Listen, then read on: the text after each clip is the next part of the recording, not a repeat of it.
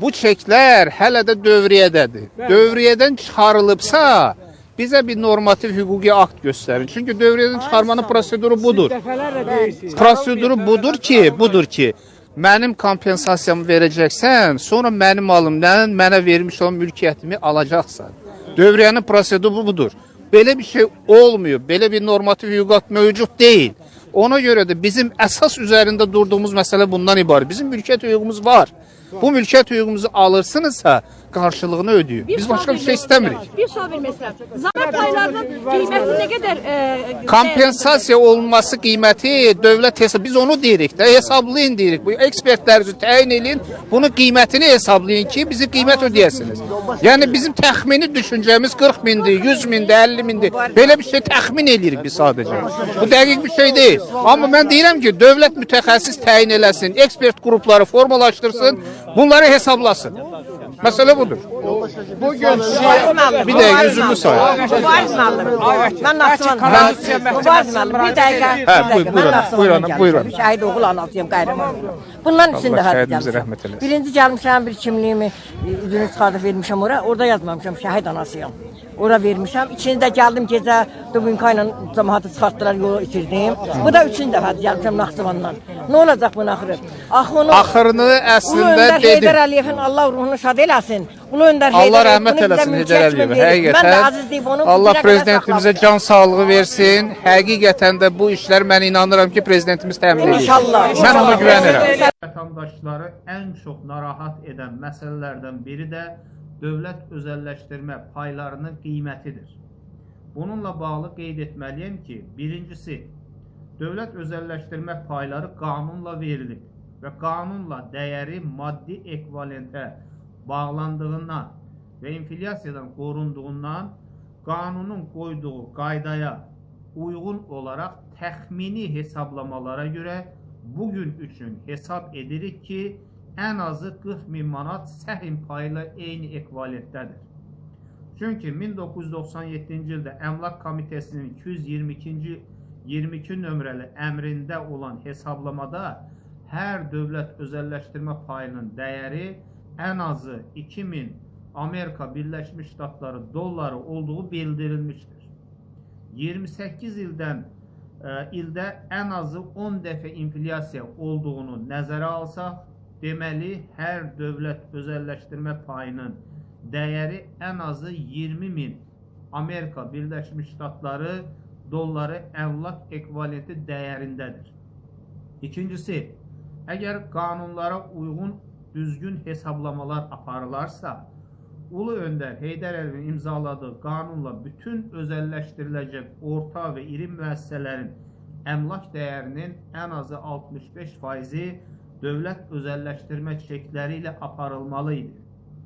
Gec və ya tez, gələcəkdə özəlləşdirilməsi nəzərdə tutulan bütün dövlət müəssisələrinin investisiya holdinglərində olan onlarla dövlət müəssisələrinin, o cümlədən bankların, Azerselin və s. bu kimi orta və iri müəssisələrin, eyni zamanda xarici və yerli şirkətlərə icarəyə verilmiş, gələcəkdə özəlləşdirilə biləcək neft sənayesi, çünki cəmi 10% SOCAR-a aiddir, digərləri isə icarədədir.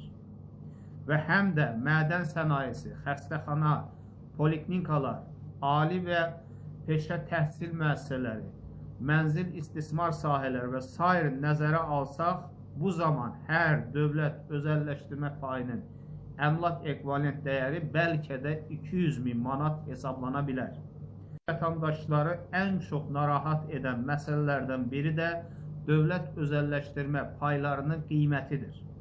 Bununla bağlı qeyd etməliyəm ki, birincisi, dövlət özəlləşdirmə payları qanunla verilir və qanunla dəyəri maddi ekvivalentə bağlandığından və inflyasiyadan qorunduğundan qanunun qoyduğu qaydaya uyğun olaraq təxmini hesablamalara görə bugün üçün hesab edirik ki, ən azı 40 min manat səhm payı ilə eyni ekvivalentdədir.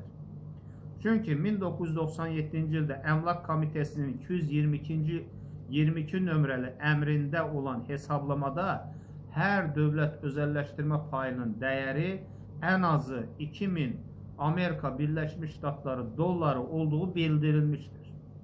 28 ildə ən azı 10 dəfə inflyasiya olduğunu nəzərə alsaq, deməli hər dövlət özəlləşdirmə payının dəyəri ən azı 20.000 Amerika Birleşmiş Ştatları dolları əmlak ekvivalenti dəyərindədir.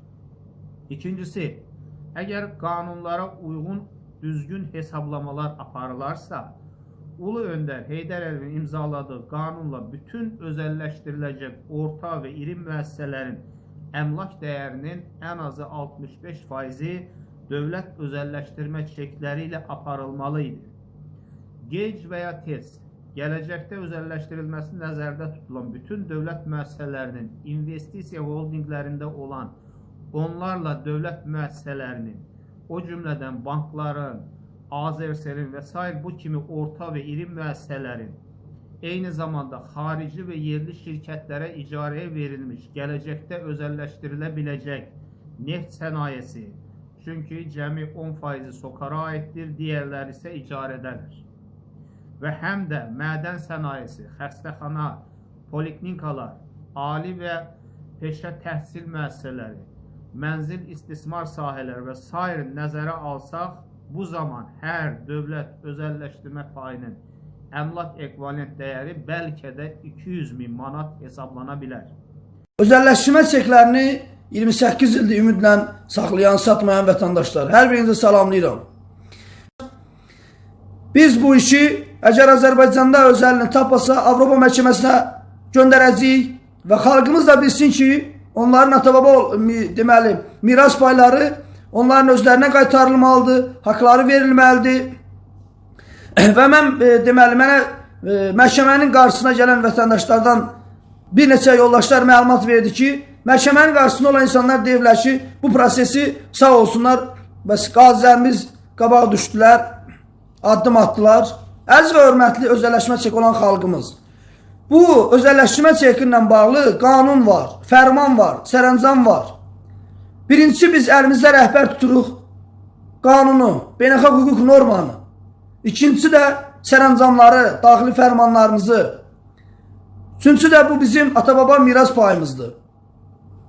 Bu işi bu günə qədər 30-dan çox deputatımız deməli danışıb, tələb eləyib, xalqın haqqıdır deyə çağırış eləyib. Onlarla hüquqşünas alimlər danışıb. Onlar həqiqətən də özəlləşdirmə çekində bu gün də dövriyədə olduğunu sübut eləyiblər. Dövriyədən çıxarılmasıyla bağlı heç bir qanun olmadığını vurğulayıblar. Bu işi özəlləşdirmə çeki olan xalqımız deməli aparır bu işi. Tələbi də özəlləşdirmə çeki olan insanlar aparır. Burada bizim deməli kifayət qədər təcrübəsi olan hüquqşünas alimlərimiz var, ağsaqqallarımız var, ağbirçəklərimiz var. Və bir də bir sual verirlər ki, uşaq pulunu verməyən Azərbaycan hökuməti, veterana 80 manat verən Azərbaycan hökuməti hər özəlləşdirmə çekinə görə 40.000 manat kompensasiya ödəyərmi və yaxud da ki, onu dəyərləndirərmi ondan? Əziz və hörmətli xalqımız, birinci növbədə uşaq pulu ilə bağlı tələbinizə iç qoşulan insanlar bizlərik. Biz də istəyirik ki, hər bir ailə uşaq pulu alsın. Biz də istəyirik ki, 80 manat təqaüdə layiq görülmüş qazilərimizin təqaüdə artırılsın. Minimum 200 manat, 300 manat olsun. Amma bununla bağlı qanun yoxdur. Amma özəlləşdirmə çekinlə bağlı qanun var. Beynəlxalq hüquq norma var. Onlar bizim tərəfimizdədir. Bununla bağlı təkcə Facebookda 40.000-dən çox insanların toplaşdığı bir özəlləşdirmə qrupu var. Özəlləşdirmə çeklər qrupu var. Mən onu burada tağ eləyirəm. Hər kəs özəlləşdirmə çeki olan vətəndaşlarımız daxil olun o qrupa. Bu onu göstərir ki, Azərbaycanda 100.000-dən çox ailədə özəlləşdirmə çekləri qalıb. Böyük bir insanların məlumatı yoxdur ki, Facebookda özəlləşdirmə çeki qrupu var, özəlləşdirmə deməli çekləri səhifəsi var. YouTube kanalında deməli bizim özəlləşdirmə səhifəsi var. TikTokda var. Milyonlarla baxışı olan deməli çıxışlar var. Əziz və hörmətli özəlləşmə çeki olan xalqımız, vətəndaşlarımız, Biz bu işi səbirlə sona kimi aparmalıyıq.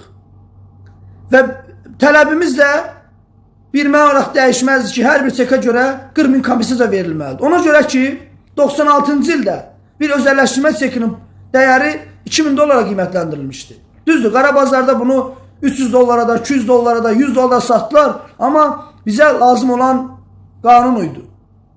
Və bu günlərdə biz baxsaq ki, 96-cı ildən 2024-cü ilə qədər ən az 10 dəfə inflyasiya olunub.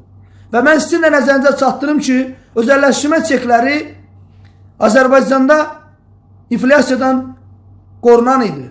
Qorunur. Bununla bağlı qanunlar var, qərarlar var.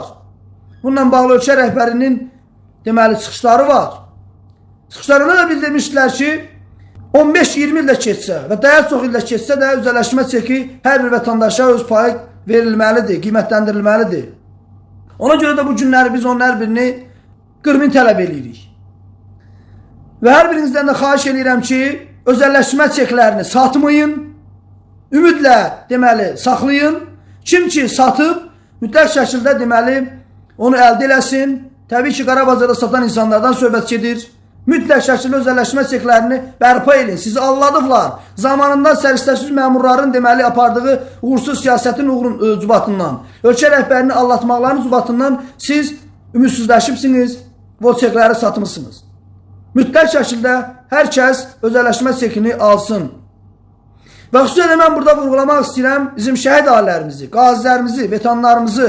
Mən bilirəm sizin böyük əksəriyyətinizin valideynləri, yaxınları, əzizlərində özəlləşdirmə çekləri olub. Təbii ki, 90-cı ilin döyüşçülərinin böyük bir əksəriyyəti deməli özəlləşdirmə çeklərini səbirlə saxlayırlar. Satanlar var onların içində. Amma mütləq şəkildə hər biriniz onu çalışın, əldə eləyin.